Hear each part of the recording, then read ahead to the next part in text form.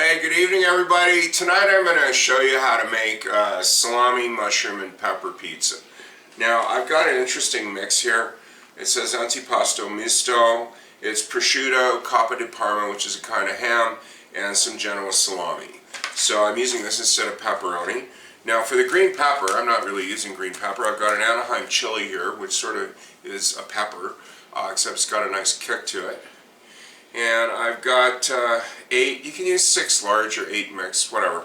You know, some mushrooms here. I use Cremini because I like the taste. Remember when you're doing this, your best prep is always do the thing that has to sit the longest first. And in this case it's the sauce and then the dough. And I can do my chopping after. So I get a 156 ml, 5.5 ounce can of tomato paste. I like the organic. About 2/3 of a can of water. If you put the full can of water, it gets so runny that it can affect the consistency of the crust. Add a teaspoon of oregano and a splash of oil. Now, personally, you can use olive. I know it's very traditional. I don't like olive oil in my crust. I find it gives it an off kind of taste. I just use a neutral tasting oil. And just mix that up and let that sit on the side while you do the rest of your prep. And even though I'm not making it yet, I am going to preheat the oven to kind of heat up the kitchen a bit and help with the rise of the dough. Now get some warm water. I do not get a thermometer out for this. The test I use, is it hot enough but not so hot that it makes you go ow ow when you put your finger under the towel. Because you got to remember the bowl you're going to use is going to absorb some heat and bring the temperature down. You don't want it so low that the yeast doesn't rise, and you don't want it so high that the yeast is killed.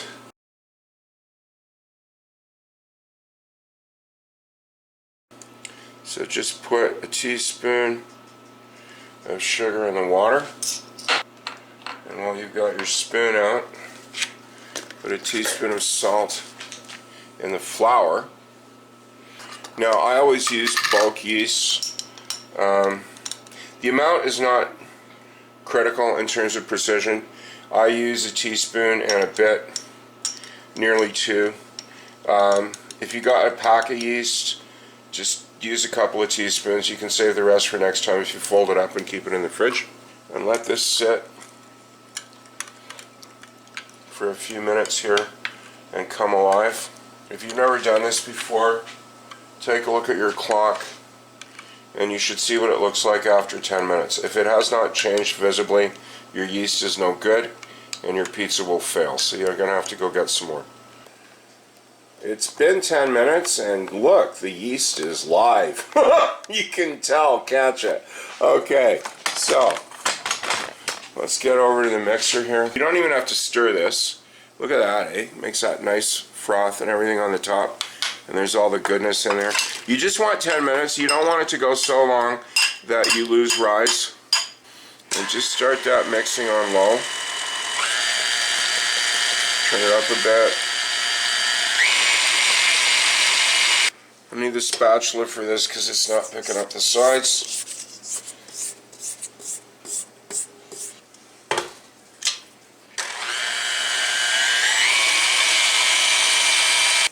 At this point, get rid of the mixture and just get in there by hand. Now, if you need to, you can do this on the counter. Personally, I just like to keep everything in the bowl because it's a lot cleaner and neater that way.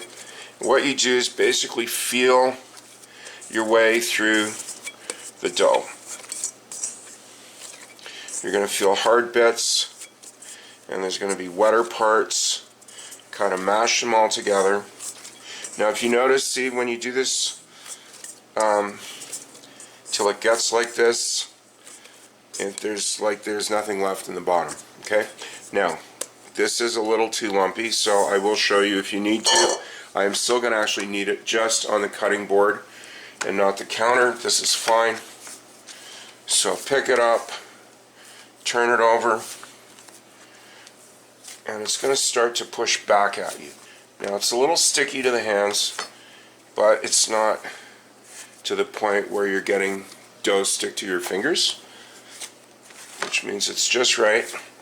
You'd rather have this slightly on the wetter side than the drier side. You're going to get a better pizza. So just do that for a couple of minutes. You don't have to do it too long. What you're basically feeling for is there's no real hard bits anywhere, because you're going to put this back in the bowl with a bit of oil, cover it, and let it sit to rise for 20 minutes or so. And pour literally like maybe half a teaspoon of oil on the top. Pick up the ball, just rub the surface with your hands, put the dry side in the bottom to get the rest, and just essentially give it an even greasing all over. I luckily have plates that exactly fit the top of my mixer bowl. I'm just going to set this aside. Now I've got the oven heating up. If you want to speed it up, you can put it on the top of the stove. And the oven vents through that burner, so this is going to heat up quite nicely.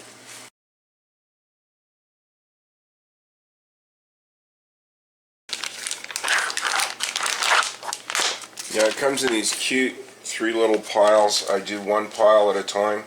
If you've got a pack of deli meat like this, it doesn't have to be this kind, but if you got a mix, just roll them up like that, and just do them in slices, and then take them apart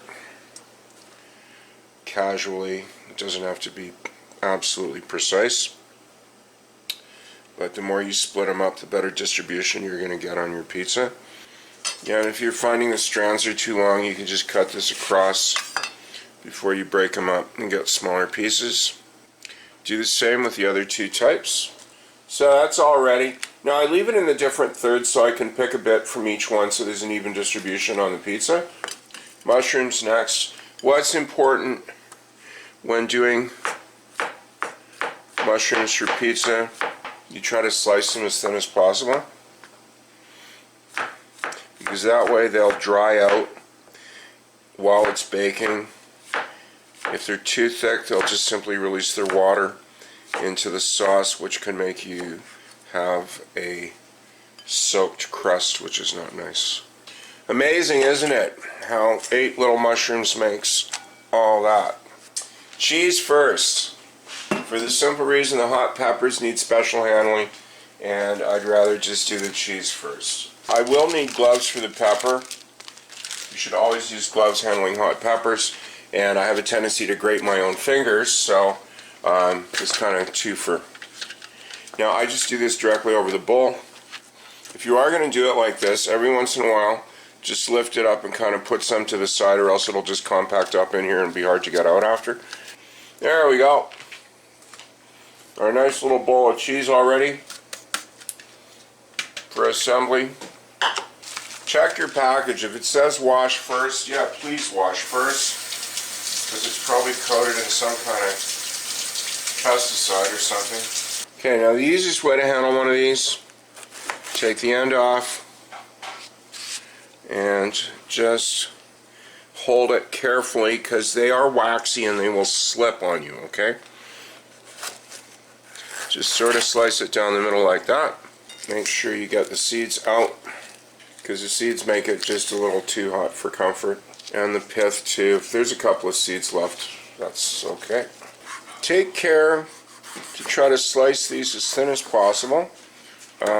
They cook better, and also they taste better when baked. Kind of takes out that raw flavor. The peppers were the last part of the prep. Now I'm just waiting on the dough to form the crust. That's coming along not too bad, but I'm still going to give it another 10 minutes or so. I was trying to remember how long it's been. Well, you can take a look at it. It's decades, literally. It's crusty. I have got my massive roll of tin foil here. There you go. Now for this, so this is, yeah, a large pizza pan. I'm guessing it's around 15-16 inches. If you're wondering why I'm using tin foil on a pizza pan that looks indestructible, one of the reasons it looks this good after this long is I've taken care of it, and cleanup is a breeze, as they say with this stuff. And it is recyclable, so no worries there. Okay, so just make sure you've got the shiny side up. Next step to make sure that you have a delightful dinner is oil the foil. Because if you don't, there's a chance that the crust will stick. And this also makes it much easier to form the pizza. And it's not going to end up greasy. Any oil that is on the bottom will just go into the crust, and it will help to make it a little crispier. You just put enough to put it on. You don't want it floating in it. There you go.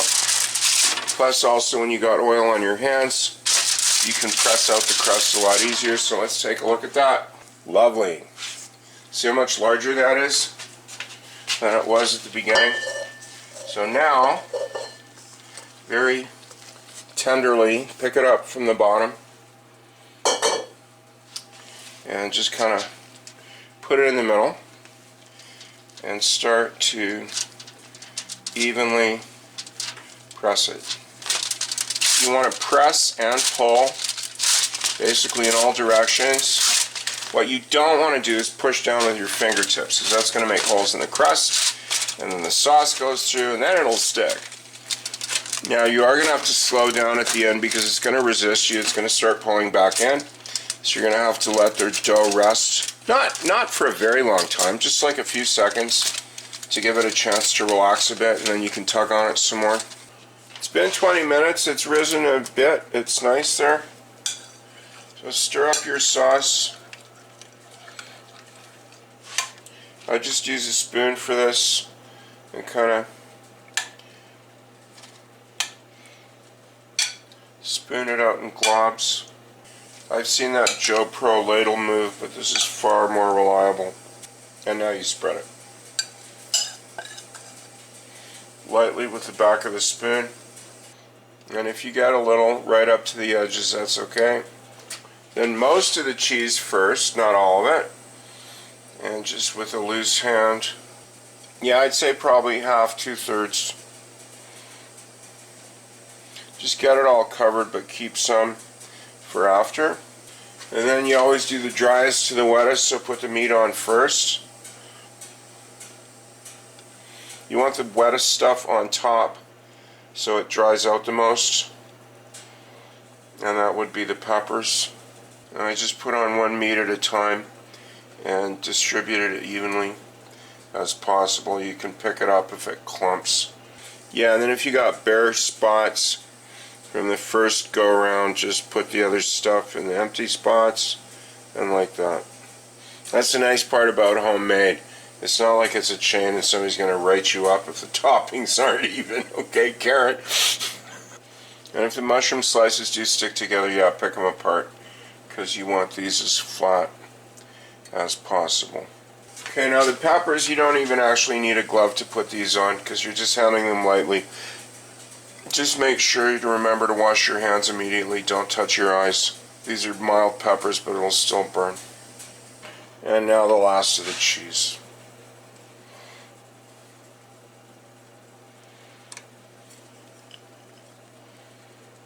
Pizza's ready to go into the oven. I've got a preheated oven at 425 Fahrenheit, and I'm going to cook this for 20 minutes on the clock. Okay, so 20 minutes. It's looking good there. I'm just going to get a good grip on this.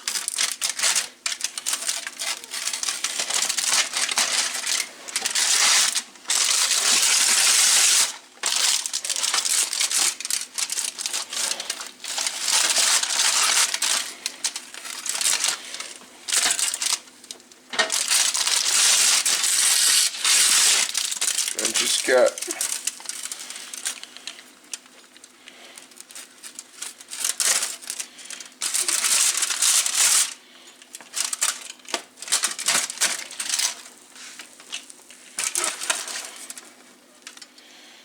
get a slice on a plate there.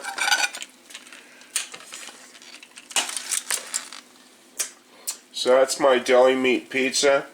Hope you give this a try. You can use different kinds of deli meats. It's going to come out just as good. Okay, thanks for watching. Dinner time. Good night.